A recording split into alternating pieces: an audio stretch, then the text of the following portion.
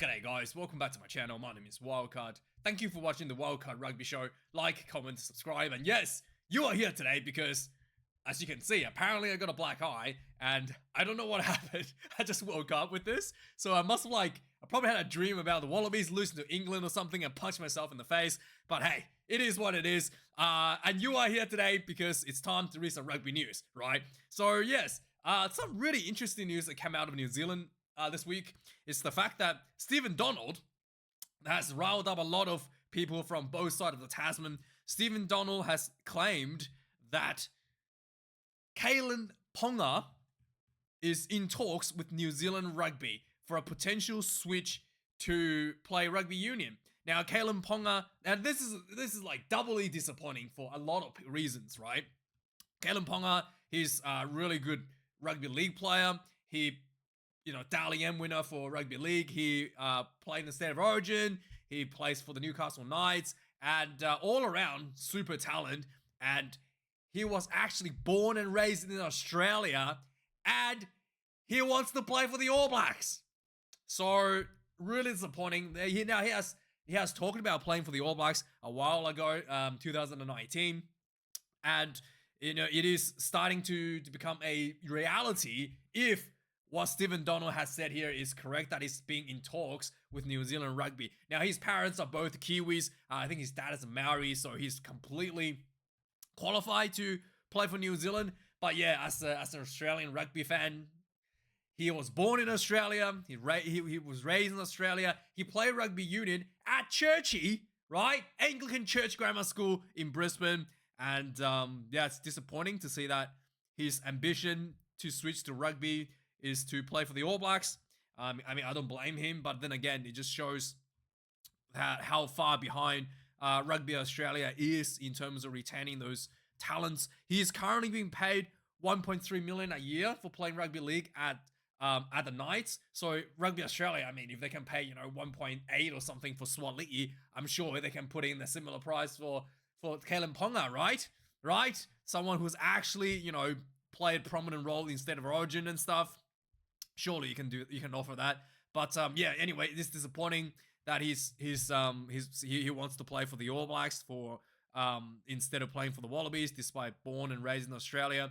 But hey, I don't blame him. It is what it is. Hopefully Rugby Australia can come out with a bucket load of money and keep him retained. Now, with that being said, there's another big youngster that's left Australian shores, and this guy, 147 kilos, 2 meters tall, 16 years of age only, this boy, Vesio Kite.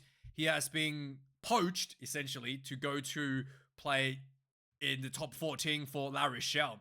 So he's been off the contract at only 16 years of age. There's been a bit of a drama behind the scene, actually. His father had a bit of a rant on social media about Rugby Australia blocking him and his contract and his deal not granting him release.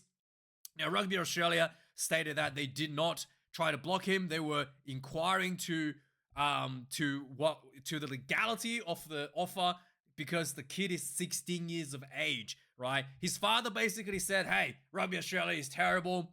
You try to block my son from going overseas. You didn't give us a contract, so he was free to go anywhere he wants, despite being like sort of in the development system, and he playing for the for the state team, the under 16, under 17 schoolboys team and all that sort of stuff. Despite being in the system, he wasn't giving a professional contract, and his dad's like, "Oh, you shouldn't block him." So it is, I understand where his dad's coming from. Like, it's such a big opportunity. You don't want it to be like spoiled, and with the reputation that Rugby Australia has, I wouldn't blame him that he thinks that's what Rugby Australia is doing. So Rugby Australia did inquire to World Rugby about what's happening with this kid at 16 years of age. Is it allowed for him to be sort of like switched to another nation without compensation to the home nation? Essentially, the compensation starts at 17.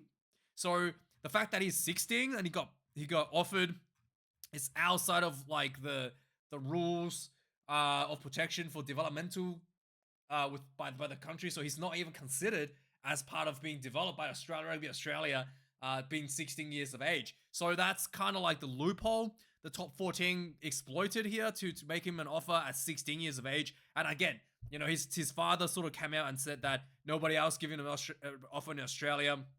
He's 16. He's doing high school. I mean, it's not really reasonable to expect a professional team to offer a 16-year-old contract at this stage. I mean, I could see that probably with some exceptional talent like, you know, this guy or maybe Joseph Swali, you should consider for like a preemptive contract at 16 years of age. Again, it is Rugby Australia failing, but it is kind of like, you know, it is a thing. Like even with players like, I remember back in the days like Quaid, I'm pretty sure there was talks that he was like given an offer by the Reds at 17. It wasn't 16. He was talked up, like he was very promising, but I don't think he got any sort of offer till like 17. I mean, I'm completely talking shit here, but you know, I don't think he was offered really young, but I don't think even he got an offer like 16. You know, he was probably older than that. You have to ask him if that's true or not. But yeah, it is just one of those things. But hey, it's French rugby. They have lots of money to spend, and they're not ever gonna win a World Cup. So don't worry about it, guys.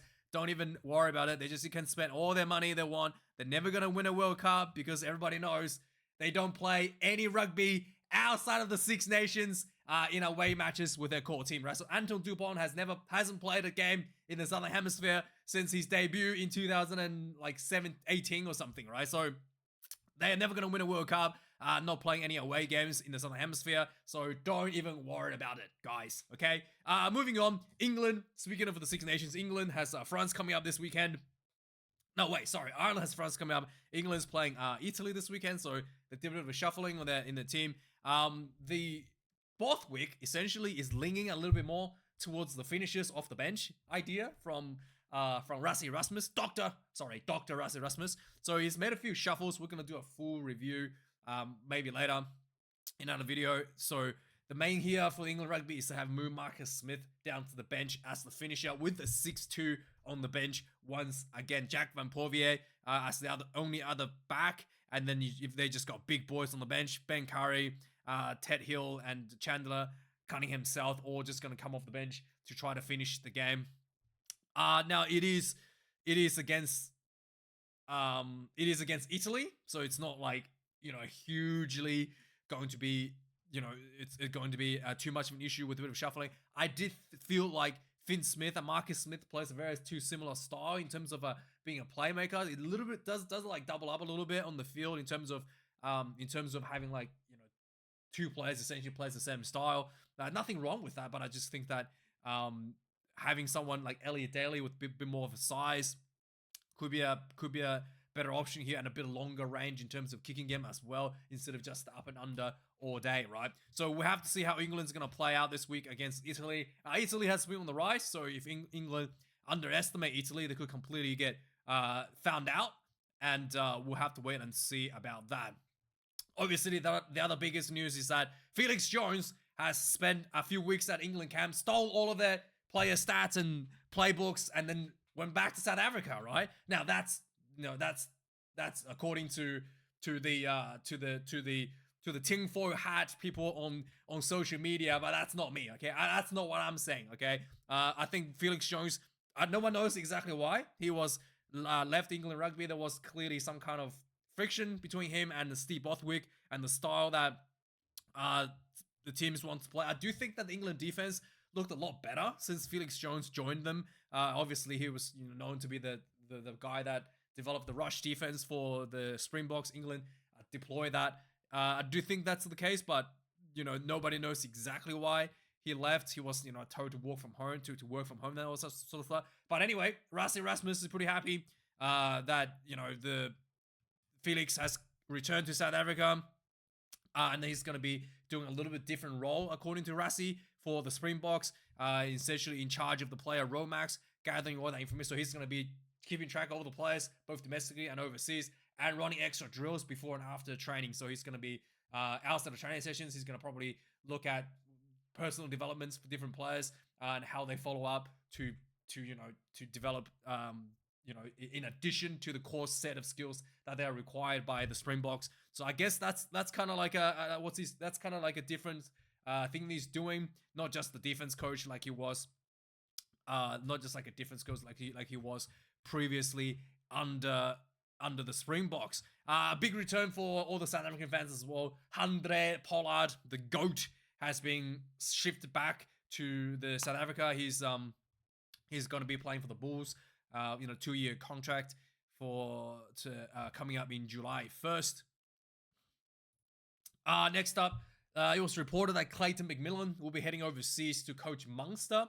He has a pretty successful Super Rugby coach overall. I do think that his style is a little bit stale, to be honest. I think that his team has the talent to like blow other teams up, 50 points to nil sort of thing, and he always go for the safe options in terms of goal kicking.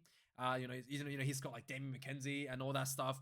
All those, Imoni Narawa, all these mega talents with huge try scoring abilities, and yeah, he just goes for. Oh yeah, he had Sam Kang as well in the last couple of years, and he just likes to go for those penalties.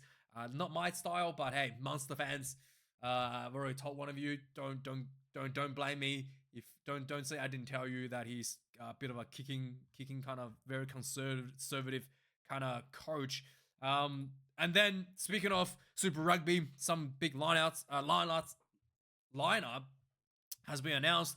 The Blues have quite a few injuries, and then Beauden Barrett has been moved to number 10. There was a lot of complaint, I guess a lot of talks about Beauden Barrett should be moved to 10 by the New Zealand media, and sure enough, they have obliged, and obviously their strategy from last year of just smashing you through with big forwards without really using a 10 has been found out and not really being that successful so far this year, and they're looking at changing some of their styles, putting Beauden Barrett back at 10 once again. For the Reds this week, for the Brumbies this weekend, they still have, they have a few shuffle up. Nola Seal still out injured with a concussion, so a little bit disappointing there. But yeah, there's Meredith back at 10 again, and I think this Brumbies team, I thought the Brumbies looked a little bit weak last week, and once again we'll have to see how they. I thought the Brumbies looked a little bit better last week. Not weak, they were a little bit weak against the Chiefs, but was better last week, but wasn't able to finish off the game. I think probably was the issue. Goal kicking was definitely an issue. That's why Lola Seal coming back will be a big plus for the team. I'm surprised they didn't put Debrasini back in the start because his goal kicking seems to be better than Meredith. But it is Larkham's decision to continue this setup for the Brumbies against the Blues. The injury of Damien McKenzie is injured. Short-term injury with the knee, so hopefully he'll be back soon. Not a long-term series. Ruben Love has been named for the Hurricanes against Moana Pacifica, with basically the star that's been carrying the team for so far. Cameron Royengar getting a bit of a break, moving down to the bench. For the Western Force, the big return is Jeremy Williams. He was missing last week against the loss against the Reds, so he will be back this weekend, and I think might make the difference if he was playing last week. But that's the Western Force. The Reds. This is for the Waratahs. The former Reds fly half has been picked at the 10. Clayton has been picked at the 10 jersey ahead of Tang Edmund. I thought Edmund has done a lot of work since Super Rugby last year. He went to play in the NPC in New Zealand to get extra bit of work. I don't know. I don't know. It feels like a bit disconnected so far. I mean, it's probably the coaching issue, to be honest. He feels a bit disconnected so far this year, so I don't know if Crichton is actually a better choice ahead of Edmund in the 10 jersey. Swatli is still out with the toe injury for the Waratahs. For the Crusaders, big return is Cody Taylor coming in number 2 with James O'Connor still on the bench. Nothing too much of a change for the Crusaders outside of that. Liam Wright for the Reds to start this weekend. And the big one is Alex Hodgman is returning to in the starting position at number 1 for the Reds. Pretty sure he didn't play number 1 last week, did he? Hodgman, I think this might be his first game this season. Anyway, correct me if I'm wrong. but Reds looking strong. And with also a change here, Tom Liner getting dropped to the bench with Harry Mcmillan Phillips comes in at number 10 for the Reds for this weekend. McKinsey injured. The 10 has been given to McKinsey was playing 15, so they put Imoni Narawa at 15 ahead of Sean Stevenson. Interesting selection here. Interesting. George Jacob was already at 10 before David McKenzie got injured for the Chiefs. Now let's move on to Six Nations. So there's a bit of injury update from the Welsh side. The Josh Adams will be out to play. Will be out due to a hamstring problem, and so he won't be playing Scotland this weekend. Gareth Anscombe had a bit of a head knock, but he will be recovered to play this weekend. And then Lewis Lake also potentially returning after a bit of injury out as well. So he is a bit of bicep surgery, so he will be ready to go there as well for Wales. So Ntuku Machunu, the big prop for the Springbok, has decided to move to Sharks next season. Hoskins Tutu has been suspended for 3 weeks for his high tackle on the weekend on Peter Lakai. Next up, we've got so Ireland, Kalyn Doris still racing back for a game this weekend. Positive strides, they said, and also Ty Furlong as well, trying to make his way back into the fold.